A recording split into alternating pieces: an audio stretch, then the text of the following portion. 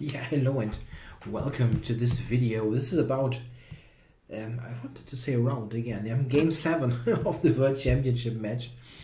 And yeah, the length of the video, which I don't know quite yet how long it will be, but it will be short, relatively short, points you towards the result already. Yeah, probably not spoiling people all that much, because everybody kind of probably will follow quite closely while the games are live. Anyway, so let's get this going and see what game 7 is all about. Yeah, Karjakin went d4. It's a second Karjakin white game in a row, and he went d4. So that's new. He played e4 in all the games of the first half of the match and got nowhere. Yeah, those Spanish Lopez with d3 and a3 and so on, they didn't get him anywhere. Didn't have a single game with even the slightest opening advantage. Yeah, so d4 now, and Carlsen goes d5 and plays the Slav. That was not probably the most expected reply. I mean, not that that's not played by him. He has the Slav in his repertoire, as he has many openings, let's say, to play at least occasionally. But usually Carlsen defends with the Nimzo, or in this case he's playing like the Queen's Indian and the Queen's Gambit declined. Mostly the Queen's Gambit declined in this move order. So this would be the more expected choice, but it is a Slav. It went like this. So Karjakin plays his early knight c3 and e3 line. In those d4 openings, many things depend on move order. And this is also one of those cases. White here has basically three ways to play this here. He can put the two knights out, like here and here, and don't bother about the c4 pawn. So black here could actually take. This is the main line classical Slav. Or you can play with e3 at some point, like here as in the game. Or you can also play e3 in this move order. The difference between having the knight here and the knight on c3 is that we can start here, that here black actually is able to play bishop f5 right away. And usually this position or this line is assessed as being like very, very marginally more comfortable for white, as white quite often will get the bishop pair, but black is extremely sound and solid, of course. That's not the only choice. Black can also go a6 here or g6, things like that. The difference here with what Karjakin played is that here bishop f5 is not as attractive as it is with the knight on f3, because white here has this option. And here black basically has the choice between putting up some kind of passive defense by actually like going back, or play a move like wonder queen b6 is actually blundering a pawn, right? You have to do something passive here, or the alternative would be the somewhat surprising pawn sacrifice here, which is playable for black, but probably on the slightly dodgy side, maybe.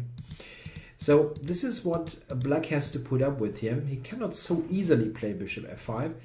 Now Carlsen plays the move a6. This is a branch of the Chibanenko Slav, the a6 Slav. And this is actually one of the more popular moves here. This is a good waiting move. White should commit in some way here. Now the most popular move probably for white is knight f3. And here black has some choices, can go e6, bishop f5, and so on. This is the most common move. a6 is played for two reasons. Black wants to have b5 available in some cases, and it sounds funny, but there's also the idea rook a7 in some cases when white plays queen to b3. For example, if you imagine a situation like that, here black actually goes rook a7 and covers the b pawn. This is not bad at all for black. Karjakin played the move bishop d3, and here we see an additional idea of a6. Actually, just not two ideas, but maybe like 3 or 4. So bishop d3, what is Carlsen doing now? He has a choice, but the line that is believed to be best for black, and this is the consensus for years. When I started to play the a6 Slav, that was in the mid 2000s, if that's the correct expression, like 2006, 2007, maybe a little bit earlier even. Yeah, I played it earlier, 2004, 5, and so on. Like 10 years ago, even back then, this was believed to be the best reply, and this is what Carlsen played also today. So that was my choice in games. It's nothing new, let's say. Yeah, knight f3 played by Karjakin and c5 played by Carlsen. Now we get into a position that can actually arise via various move orders. Okay, besides the one here in the game, there are a couple of other move orders that could lead to this position. One popular one is from the Queen's Gambit Accepted, leading to this position. Same position as in the game. Or alternatively, there is this, the Vienna line here of the Queen's Gambit decline, where exactly the same position can arise. So it's an interesting fact that you can get the same position from tons of move orders. What is not, however, debated is that this is entirely harmless for black. It always was rendered totally harmless. However, there has been recently one or two games where this was tried, and we will see a little bit later. I will show you an example. So white castled, b5. The reason why this is usually believed to be harmless for black is that the knight on c3 is not perfectly placed. Usually with white you want more flexibility about the knight. For example, d2 can be a square in some cases. Or simply you don't want to worry about b4 hitting your piece. So bishop e2 played. This looks very modest, but this actually is probably the best try. Bishop b7. And now Karjakin played the not very exciting looking move. We have to admit that. D takes c5 here. This way of handling the position with this simplification move, because we see that queens will probably come off, this actually has some bite. And what I want to show you is the moves of a game that was played a little bit earlier this year between two Chinese top players, Wang Yue and Wang Hao. And here actually Wang Hao got into some trouble with black. We should look at this because it also demonstrates a very nice strategy for white. This all looks pretty harmless, but white now has a plan in mind, or here in this case it was Wang Yue, had a plan in mind, which is very typical and nice to see here. It's very instructive. Knight to d2. What's the point here? You will see what happens. Bishop e7. I'm sorry, knight b3. Knight c6. And now f3. Castles. And e4. And if white, actually I think probably Wang Hao could have done something a little bit different earlier, but I don't want to analyze this game all that much, this earlier game of this line, but I want to show this structure. This is a very good setup for white against this kind of fianchettoed bishop. Yeah, the bishop here is pretty useless, and white has clear ideas. Yeah, he can put the bishop here, he can use maybe the weakened c5 square, or he can play a4 in the right moment to try to break up this queenside formation. This is actually a fairly uncomfortable position for black already. Not like he's losing, but it's there's some pressure already here, and this is probably one of the key ideas that white wants to go for here. But Carlsen didn't take. Sorry about my voice. It was all fine the whole day, but now probably the air here is a little bit too dry from the heating. So d takes c5, and Carlsen now pretty much played instantly the move knight to c6. that is an interesting idea. What he wants to do is basically avoid this scenario here by getting a better version of this structure with open D and C file. So he wants to take here later and don't actually give white some kind of tempo by taking on D1. Also note that if you just recapture, check, you have to move the king, which is also not particularly ideal. In general, in this kind of situation with the open D and C file, black usually does not like to have the pawns here. He would rather prefer them back on b7, the b pawn, for example. Yeah, okay, knight c6. And now this is already a critical position now of the game. And Karjakin took a moment there. I wanted to check, like 10 minutes. I wasn't sure how much it exactly was. He took 10 minutes and then played a move that really made me go like, ugh, yeah. Simply because, I mean, if you play like that, how are you ever going to win a game? Well, we'll see. The only really interesting option here for white is the following, which I understand is maybe not easy to see, to find, or whatever, but I mean, there's something called home prep, and I mean, I don't really know what they were looking at, but if you are constantly surprised by normal looking moves on move 8 or 9 or 10, anyway, so this is an interesting line that the engines point out. I mean, it's also something that you can find over the board, like a4 is the only principled way of handling this, and now after b4 the move knight b5 is also not total rocket science, because you can pretty easily see that if black takes it, that black cannot keep this piece, and once this becomes clear, this becomes a very interesting line.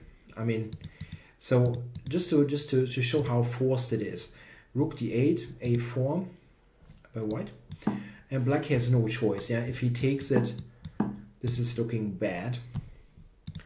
So b4 has to be played actually. And now this funny move knight b5. Yeah, here black also has to take the knight. The capture on c5 is not going to be all that great because of the check.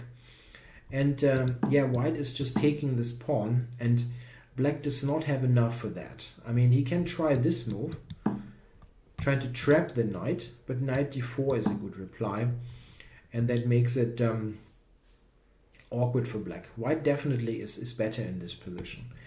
So the only thing that black really can do is here to take it. White takes, and now this knight cannot be saved. If you move the knight away, then c6 is going to be very, very awful. In a position like that, I mean, black probably has to give it back, and then knight e5 leads to big issues. You don't really have a good move here. Yeah, this is a disaster. Or you play here and white takes, and this is actually flat out winning, because rook d1 and rook a7 will basically win that piece. It's pretty much impossible to save it. It's a terribly bad position. So this all boils down to one line. Black has to take this here. Takes. And here white is a little bit better. I mean, it's not fantastic, but if anybody, white is a little bit better because of that slightly weakened b4 pawn. I've had those kind of positions in some line in the semi-Slav, and my experience is really that this is not so easy for black to play. And you run zero risk as well. It's a very one-sided affair. So this is probably what Karjakin should have gone for. Here possibly knight d4, that's suggested by the engines. This move is probably not leading to that much. It looks good at first, but there is no clear continuation as this is covered. I mean, if anybody, white is slightly better. Maybe he was, I don't know, a little bit surprised or shocked that Carlsen was playing this in like 5 seconds. Like, wow, he knows that, but okay, this is kind of to be expected. Anyway, what he came up with is so unambitious that I really don't know what to say. Like this move, knight to d2. I mean, a similar idea was seen with the queen trade, but this is an entirely different position simply. Yeah, Magnus took the pawn on c5, and now knight e4. yeah, okay, we want to trade stuff. And I mean, this position, you really don't need to look at it all that much to see that if anybody's better here, it must be black. I mean, black is better developed here. The bishop on c1 is not doing anything. I mean, he addresses that quickly, b3. Well, I'm not saying that white's position is like super terrible here, but what kind of opening result is that? I mean, if anybody, black is better, and it's kind of such an easy game here. Yeah, knight b4, played by Carlsen. Looks normal, attacking the knight. And the bishop f3 is pretty much the only move. I mean, you have no square to go to with the knight. And yeah, here that's an interesting moment and a somewhat surprising moment because Carlsen now didn't take all that long and castled like a minute or so. And he had to move f5. And I think it's a bit strange that he did not look at this a little bit more, because I feel this should be the way to try to punish white for his passive play. It probably won't lead to a win. I mean, but it looks like black is pressing a little bit there. White after f5. Okay, he cannot play the check. That's useless, and that's yeah, basically exposes two pieces. So what should white do? He has knight d6 check, or he can move the knight like to d2 or to g5. If he gives the check, black is going to take it. Takes, and now yeah, you can take and play rook a7. That was the line that I looked at. This is not the only line, but it's fairly sensible. Yeah, and here black is a little bit better. If he moves the bishop here, white player, we're going to snatch a pawn.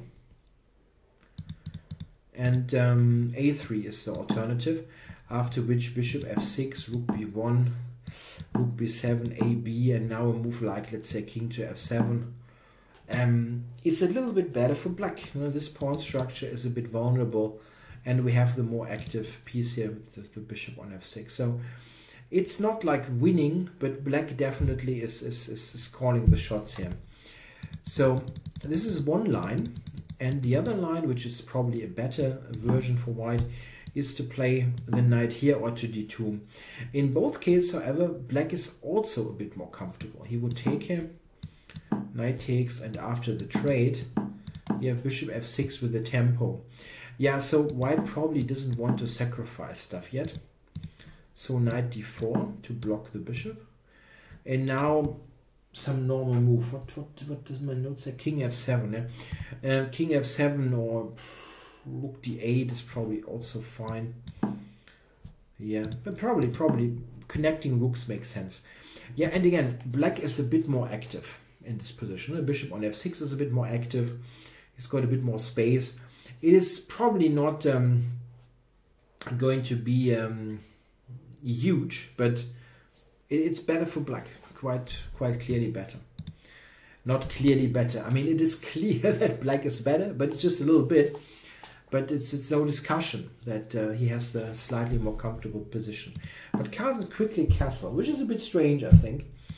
Bishop a3, and now yeah, that's a puzzling move now, because yeah, black is definitely fine and maybe is still a little bit more comfortable with a move like bishop to d5, and the bishop is unprotected there, and Carlsen simply ignored this fact and played rook c8.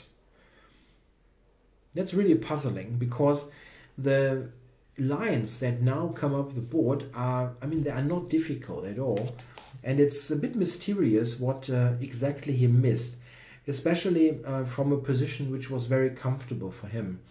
Yeah, so what's the problem? White has this check. Yeah, this is a discovered attack, not exactly rocket science, and the lines now are fairly clear. The black has to take, of course, bishop b7. Yeah, and now there are all kinds of things hanging. This knight is hanging, the rook is hanging, and indirectly f8. So black now had to calculate a couple of lines. And what is pretty clear, once you look at all the lines, that in everything, black will be a little bit worse. A little bit. It's just the question, what kind of position to take. I will show you a line that looks very logical and was rejected by Carlsen. And we see why. Rook b8, for example. That looks completely normal. But here, yeah, bishop b4, bishop takes here, bishop f8, and we have a simplification here, huge simplification. But what we should not underestimate, that in a position like this, black actually has to be somewhat precise. It's not so easy here. Yeah, rook c1, potentially rook c6. This is not completely equal. Black will suffer a little bit here.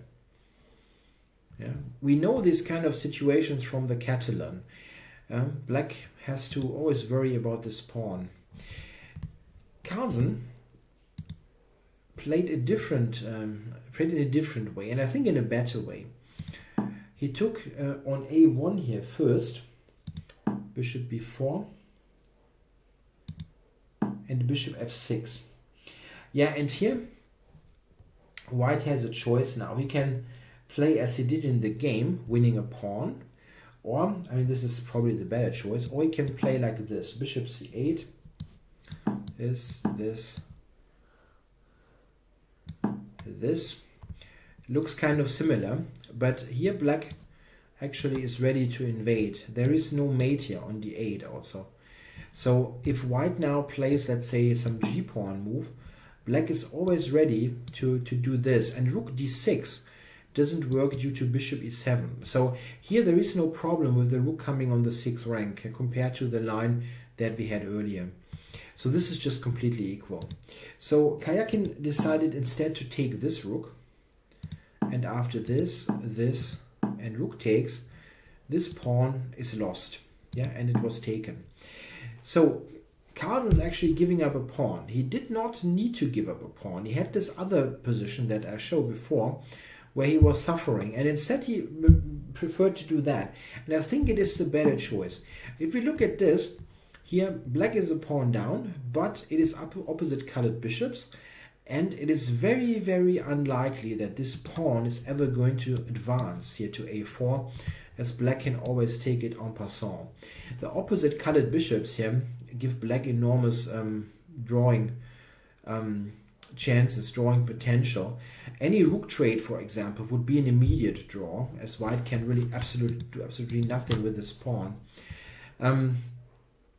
I was actually surprised when I was watching the broadcast, when it shows different opinions and maybe a limited understanding on my part, that Svidler and Gustafsson on the Chess24 commentary actually gave white like 2 out of 10 winning chances. I think this is just totally dead, but probably my problem. I would give me 0 winning chances here with white if my opponent is not dropping dead, because you actually cannot do all that much in terms of, I mean, how is black going to lose that position besides falling asleep or allowing something really stupid? I don't see it. And in the game, nothing happened really. There was one moment, however, which we have to point out, and this is really also a little bit puzzling. And this is right here. Yeah, I mean, up to this point, I think all this was fairly logical looking. And here, the next move by Karjakin is a bit puzzling, because he played the move g4. G4, which was answered by g5. And, and this actually means, the structure now, that white can never with any, I mean, he can never play e4, that's what I'm trying to say, as black is very happy to destroy the structure now.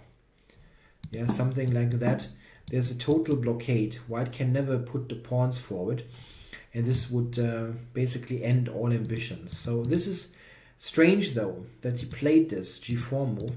Instead, e4 definitely would have continued this game. And while I still believe that a black should not lose, I mean, it goes on. It definitely goes on here. e5 is a serious idea. And yeah, black will go here probably. No, here in this position, actually a4 is possible. Yeah, this is a trick, for example. Sorry, he can go here, right? here this is possible because the bishop, this is what I meant with blundering stuff. Yeah, this is something you should avoid. Here white gets a dangerous a-pawn. So black probably should go here and e5. And this is still, I mean, it goes on. It goes on. The drawing potential that black has is very, very high, but it is a game that will definitely continue. And the bishop stays outside of the chain, will always cover this pawn. It will be very difficult to move the a-pawn. So I still think that it's extremely likely to end in a draw, but it continues. And after here, white has actually no way forward. And actually here, they already agreed to a draw. So I wasn't surprised that this now was agreed drawn. I mean, maybe from a match, a strategy perspective, it was surprising. But the position itself, I believe here is actually completely dead. If white would go e4, e5, as we've seen earlier, avoiding g4, this is at least something you can try. So that is the 7th draw in a row, and a little bit of a strange game. Yeah, the opening play by Karjakin was again very, yeah, to put it in a positive way, modest.